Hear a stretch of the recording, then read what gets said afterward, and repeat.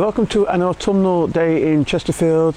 The sun's out, it's fairly cool, it's sat around about 15 degrees at the moment, and for all koi and pond keepers, winter's coming. What I'm going to do today is we're going to have a look at both the grow on tank and also the main pond before we start closing it down or wrapping it up ready for winter. I've got a small issue on the grow on tank that we'll come to in a minute, but we'll have a look inside here.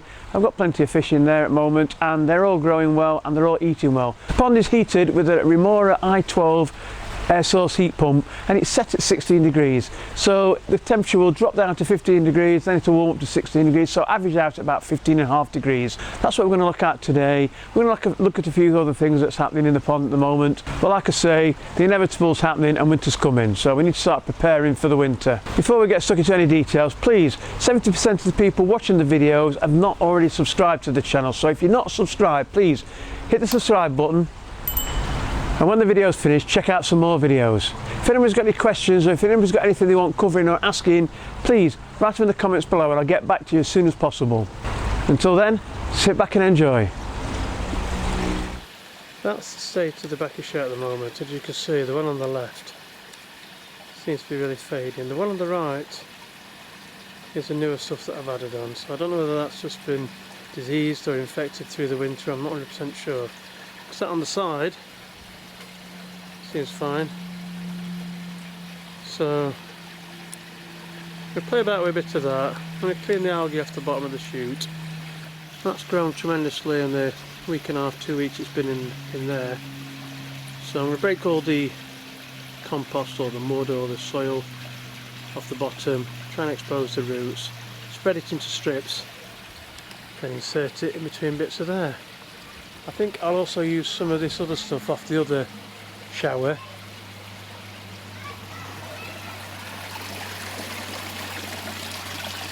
I think I might use some of that off the top,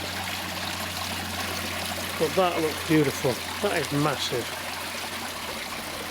Just to show you the depth of it, that's the line of the shower, so it's really full.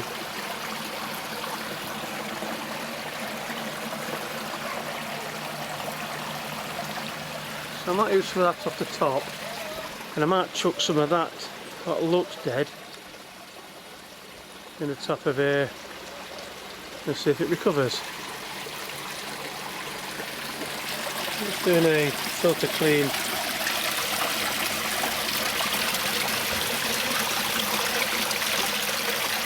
With a quick wheel to fry.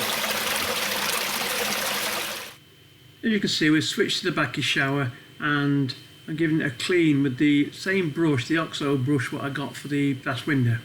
As you can see, it's quick, easy and effortless, but sometimes if there's any stubborn stains on there, I'll leave it a bit longer. All I do is just get one of the plastic pan scrubbing sponges and give it a quick rub. I'm going to take out some of the dead mind your own business and move the rest of it around and try and pack it up with the spares that I've got. That's the finished product after I've added the extra mind your own business. You can see the different shades as well, from the new stuff, from the green to the yellowy one, but I'm not 100% sure if that bit is just the roots I've left exposed there.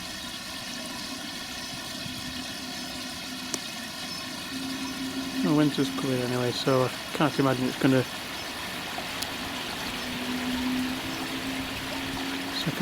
gonna last much longer without covering up anyway. Everybody's got one of these automatic feeders. One thing that you do have to check every so often is to let it run dry, let the feeder completely go down, and then just check the hoppers for, make sure there's no old bits, any soggy bits or any issues with the humidity or anything like that. So I'm just going to run it dry. So what happens is you get a bit of old soggy food stuck down the side of the hopper, so you sometimes have to break it up and then let it just run out.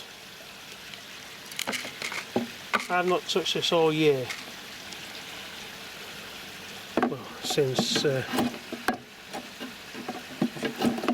get a bit soggy rotten food. It's always worth, when you top it up, to let it run down first and just check it.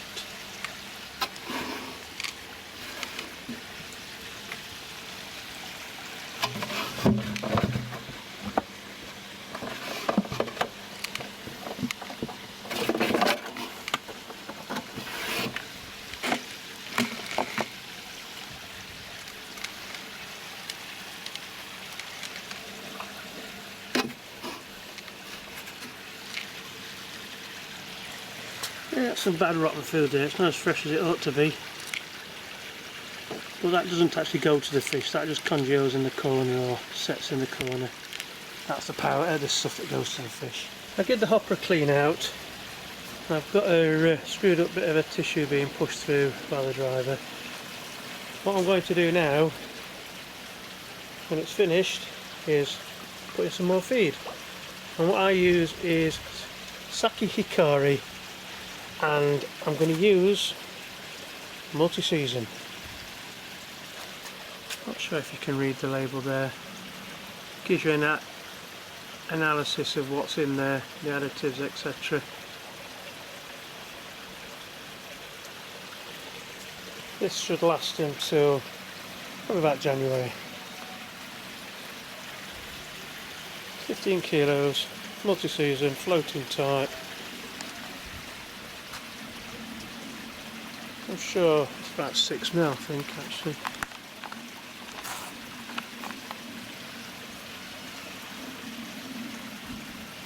Not sure if you can see them right at the bottom, but I had 2 small fish left over in the quarantine tank that I left in to keep the filter going. I've taken them out. One's about 4 inch, I think one's about 5 inch, and you can see them right at the bottom. I wasn't sure whether they'd little one would get eaten or whatever, but it seems to be thriving by following the big ones around anyway, and they don't seem interested. See it down there at the bottom. Dwarfed by the others. Every morning I do my daily checks on the pond and the grow on tank as such, and this morning, strangely enough, I found that I've got some water missing. There's a leak on the grow on tank. I'll show you exactly what it entails. So you can see that that's from about 6-7 hours of losses, and what it is doing is dripping out of the bottom drain of the Tempest.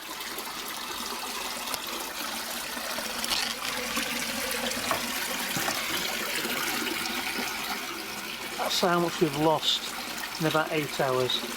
About 6 inches of water as such.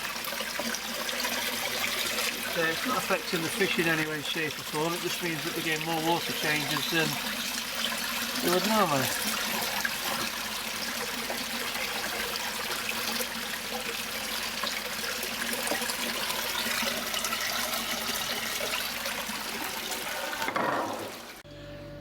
Take off the bottom drain, you can see the drip in there. That's been dropping out. That's just the last couple of hours. It's dripping down there, and it's something to do with the seal here. So I'm going to give Evolution Aqua a call, let them know what the problem is, and see what they offer as a solution. I'm just sat down the bottom pond. I'm just going to give you an update. It is now Wednesday afternoon, and on Monday I sent an email through to Evolution Aqua support, and they emailed back regarding the bottom drain. When did I buy it? Have I got proof of purchase, etc. And once I'd explained the details, they said we will send you out a replacement under warranty. So unfortunately they've missed the post on Monday, so this went out first thing Tuesday morning, and it's arrived first thing Wednesday morning. So what I'm going to do is have a look. I'm going to drain it off, fit that, and then see if it stops the leak. So first thing what I need to do is to let all the water out. So I'll do it as a cycle, as a clean cycle.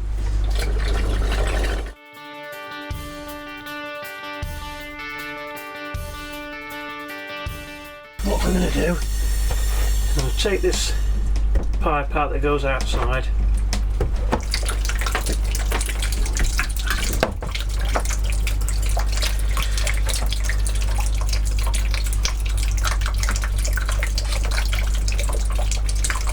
And what I'll do is undo this.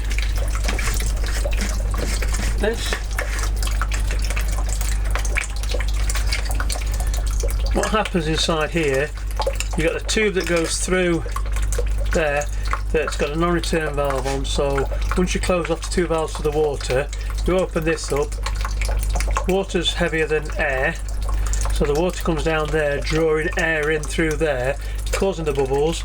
That goes through the middle of there and agitates all the media, and the water goes down the bottom. So all I'm going to do is unscrew the rest of that, drop it off, let the water come out, and quickly put that back in place.